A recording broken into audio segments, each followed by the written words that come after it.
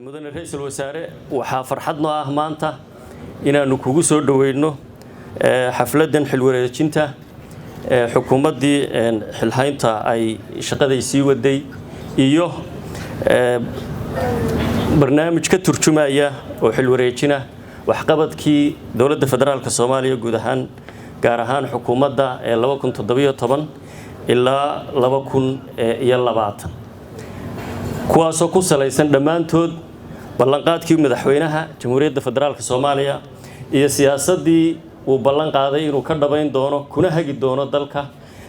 muddo xileedka 4 sano ah ee loo igmaday inuu dalka hogaamiyo sida xasuusataan haddaan soo koobo ballanqaadka madaxweynuhu waxaa ka mid ahaa sugidda amniga iyo arrimaha amniga sidii wax looga qaban lahaa dib u heshiisiinta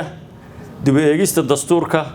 dib u habaynta dhaqaalaha iyo dakhli kordhinta sareynta sharciga iyo dib u habaynta hay'adaha garsoorka xoojinta nidaamka federaalka ah iyo hirgelinta doorashooyin dimuqraadi ah oo dalka ka qabsooma arrimaha amniga wax badan baa ka hirgalay kana qabsoomay madaxweynuhu markii uu muddo kooban joogay xilka hayay waxa uu tagay wasaaradda gaashaandhigga oo aawada ogeydeen in uu muddo deganaa xafiis ay u ahayd xarun ay u ahayd waxa uu eegay sida ay u dhisan yihiin ciidankeena maamulkooda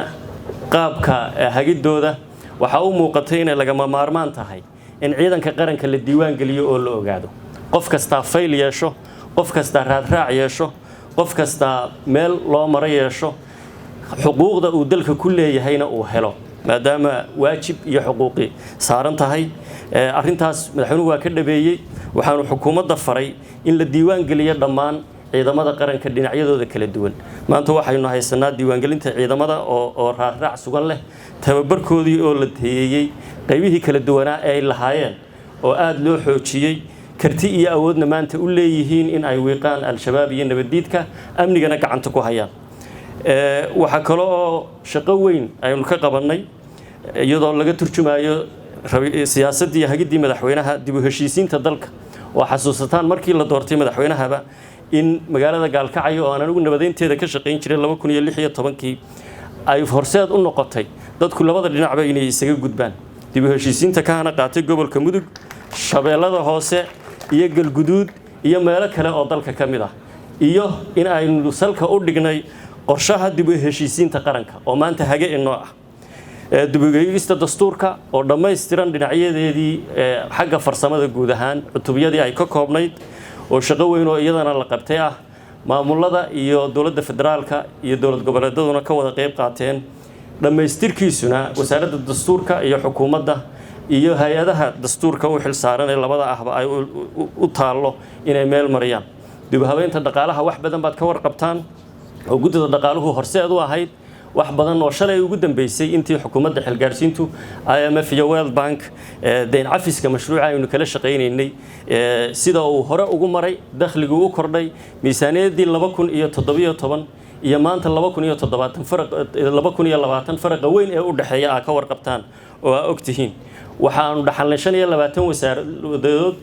26 wasaaradood xukuumaddu ka mid tahay 25 ka mid ah dakhli ururin jiray dhowr iyo 10 shirkadoodna magaca dowladda federaalka Soomaaliya ayay ku ururin jireen dakhliga oo u ekeyd in nidaamka dakhliga ama cashuuruhu ay qayb ahaan barafitaasi yihiin shaqo weyn baa laga qabtay maanta waxa ay wasaaradda maaliyaddu hormuud u tahay nidaam midaysan oo dakhli ururin ah iyo serviceka ama adeegyada la qabto oo meel ku ururay garsoorka iyo cadaaladda dib u habeyntiisa ayaa wax badan laga qabtay golaha adeega garsoorka oo meel maray golaha shacabkana hor yaal jaranjarooyinka u harayna inay marta ay tahay iyo guddiga la dagaalanka musuqmaasuqa iyaduna ka mid ah halbeegyada dowladnimada muhiimka u ah mudane ra'iisul wasaare aragtida madaxweynuhu waxay ahayd dalkan in siyaasad iyo sharci lagu kala hago intii xukuumaddani shirtay 760 sharci iyo heshiis oo caalami ah ayaa maray 23 ka mid ah way dhaqan galeen oo madaxweynuhu uu saxeexay marka waxay tusaysaa in sharciga iyo nidaamku halbeeg iyo hage u yihiin dalkan waxa aynu ku shaqeynayno Soomaali ku wada joogi karto kuna mid ahaan kartaa ay tahay sharci iyo nidaam iskaashiga caalamiga ah ayaa qayb kale weyn ah madaxweynuhu hormuud ka ahaa isdhexgalka dhaqaale ee geeska Afrika oo ay macnaheedu tahay isdhexgalka ummadda Soomaaliyeed ee geeska Afrika degta Soomaalida geesku qoomiyad ahaan waa ummadda ugu ballaaran juqraafiga ay degan tahay ummadda geeska Afrika oo dhan taas waxa hormuud ahaa madaxweynaheena waana hirgashay isdhexgal dhaqaale iyo isu socod maanta inuu ka hana qaado geeska Afrika qof kastoo Soomaaliyeed meel kastoo uu joogaba waxay u tahay faa'iido weyn doorashooyinka ayaa ugu dambeeyay baarlamaanka iyo xukuumaddu waxay ansixiyeen sharcigii doorashooyinka ha yeeshee si dalka la isugu hayo oo la isugu jiido waxa hadda aynu haynaa heshiiska siyaasadeed ay madaxweynaha iyo madaxda dawlad goboleedyadu kala saxeexdeen oo hirgeliyeen golaha shacabkuna uu shalay ansixiyay labada aqal ee baarlamaanku aan iraahdo afwan ay hirgeliyeen shalayto oo ay meel mariyeen waxaan ugu hambaliyeynayaa golaha baarlamaanka federaalka Soomaaliyeed go'aanka taariikhiga ah ee shalayto ay noo meel mariyeen waayo doorashadu waxa ay kaabtaan nabadda in nabad iyo cod lagu kala baxo halkii qori iyo khilaaf iyo dagaal iyo rabshado ay iman lahayd marka almiidaan waasic waxaynu sameyn doonaa oo hogaaminayo ra'iisul wasaaruhu sharcigaas haddaynu ku